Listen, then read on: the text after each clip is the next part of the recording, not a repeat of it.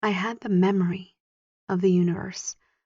I understood cosmology, biology, spiritualism, consciousness, being, non-being, physics, mathematics. I knew everything there is to know and unknow.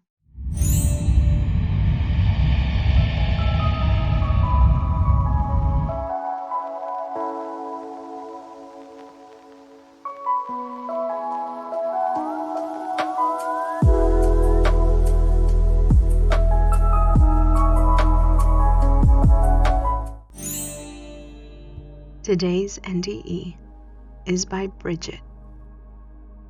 This is where I wish I had voice recognition software. Okay, here goes. I was driving a beater car and I lost control of the vehicle. The car rolled down several times at an elongated diagonal down a sloped embankment. I felt as if my dead father was there holding my head as I was like a quarter in a big box being shook about. The next thing I knew, I was in a flying dream. I was flying so great. I have had flying dreams since I can recall, and this was different because I could still fly even when I thought about flying. I did not descend or land when I analyzed the flight. I just continued to fly.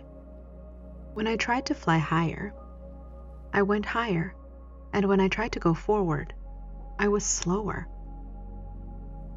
And when I tried to go down, I couldn't. So when I tried to stop, I realized that I was gently being pulled upward. That is when it occurred to me that something was going on. I was not dreaming. I looked around me at the tops of the fir trees, around at the space between me and the grass and the road. I looked up at the sky ahead of me and realized that everything was in sharp focus. I could see better than with my glasses.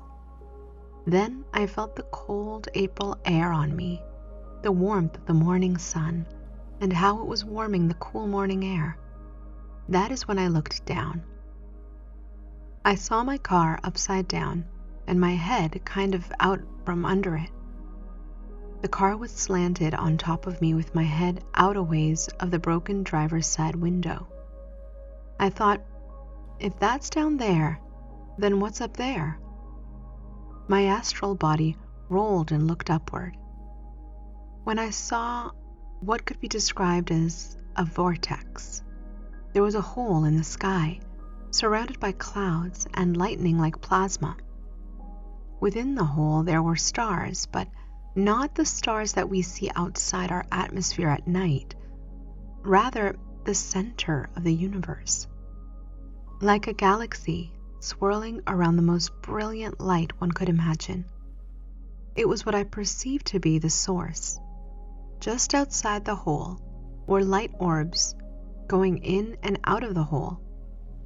They were different brightnesses, colors, and shapes. At that point, I prostrated and said, or rather thought, "Oh my God, you are." I bowed and became as tight as I could within myself, as I understood that I had been ignorant. While prostrating, I was shown my life in review from God's perspective, the truth. I was shown every time I had been selfish, choosing for my own interests. I was shown every time I'd been divisive or manipulative for selfish gains. I then felt that pain several folds over. It was like a beam into my solar plexus, and it was so painful. I was consumed by it. And it was like all my force had the wind knocked out. I'm not a bad person. I cannot imagine what it would be like if I had been violent or committed other trespasses against my fellows. My guess is a review like that would be hell. At this point, a being made of light came to my side. I was not raised religious, nor was I baptized. I could be wrong, but it felt like what people call Christ. It was not the Christ that we see in paintings or pictures. It was not the Christ we hear about from evangelicals. It was not America's Christ, nor any other representation of Christ that I have come across.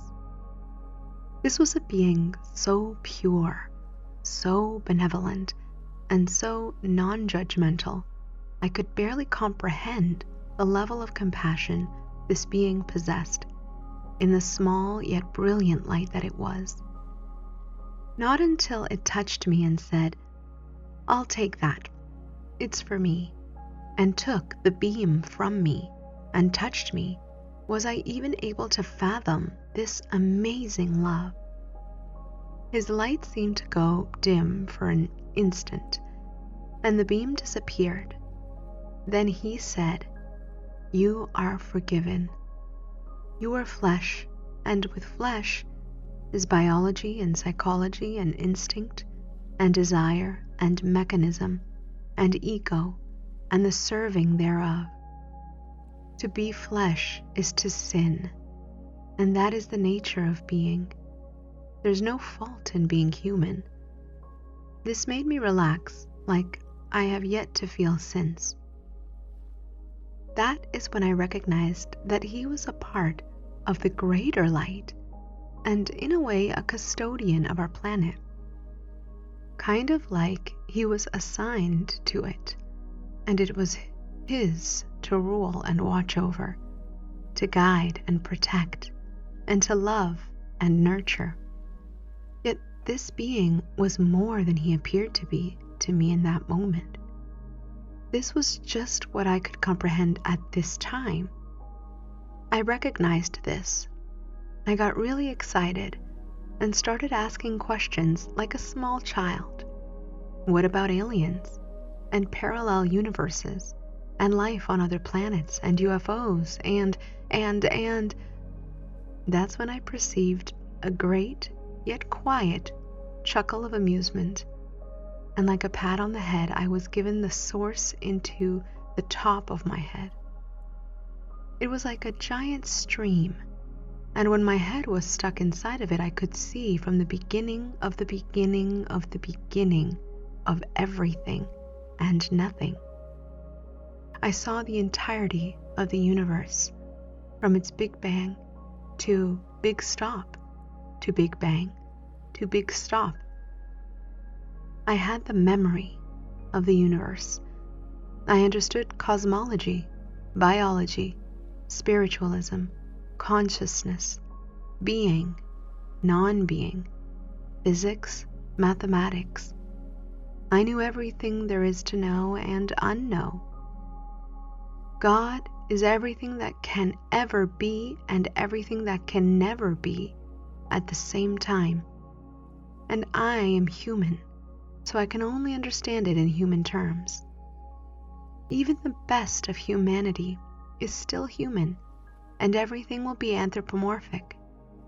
It's like a chair looking at a table and thinking that it sees a chair that's strange with no back. The chair may never know it is a chair, yet it will still function as a chair. It may never question that it is a chair or look beyond its chairness, yet it will be a chair just the same. I used to ask when I was around 14, if God can do anything, can he make a rock so heavy that he himself cannot lift it? Yes. No. At the same time, all at once and nothing at all. After this great revealing, I realized that I was out of place and that I had a body, and it occurred that if I did not return to said body, it would cease to function, since I was the thing that pushed it forward in time and space. At this point, I said thanks and sorry for interrupting the great story, and that I'm eternally grateful and all, but I gotta go back. Something told me that I had to take full responsibility for what I had done. I quickly assembled myself the best I could and whooshed back to beside the light being, or Christ, and then jumped like a salmon going upstream, back into my body. When I got back in, I entered through the top of my head like an airtight vessel closing. It went whoop with a great force. It was like trying to fit a supercomputer inside of an Amiga. It just wouldn't fit. I had a moment of departure and let go of some of my understanding so I could quickly get back into my vessel. I knew that I would be able to rejoin later and that it would be waiting for me whenever I went back out. But for now, I had a job to do, so I climbed back in. It was cold, quiet, there was no electricity or plumbing, and it seemed to be like a great big empty house that had been left. It seemed echoey and dark. I almost panicked, but determination kicked in. I traveled through my spinal cord to my extremities. I went down my right leg, no problem. I tried to go down my left leg, but there was no connection to my leg. I came up through my viscera and into my heart, circled my ribcage, down my arms, and back into my brain. I went into my medulla oblongata, or what I perceived to be the center of my brain, and like a captain, I threw the switches. I said, "Okay, brain, let's get this body going." I told my heart to pump and my blood to flow, but to clot at my hip. I then tried to breathe. A great whistling came from my breath. When I tried to open my eyes, all I saw was blood. A sheet of sticky red paste was covering my eyes. I blinked and cleared it away. I then tried to move, and a sound like a bag of stones rattled up my spine into my head and my brain, and I stopped moving. I could hear the buzzing of the door being open with the keys still in the ignition, and the static of the radio still playing. It was eerie. I looked around and saw a trooper near me. I looked at him and he was crying. He said, "I thought you were dead." I said, "Don't worry. I just talked to God.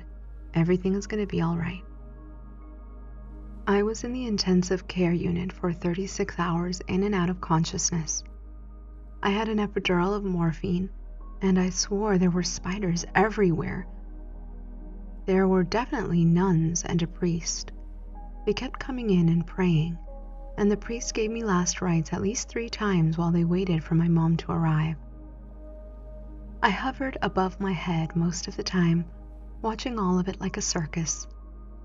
Every time they would start with the last rites, I would get back in my body and say, "Stop that, I'm not dead yet."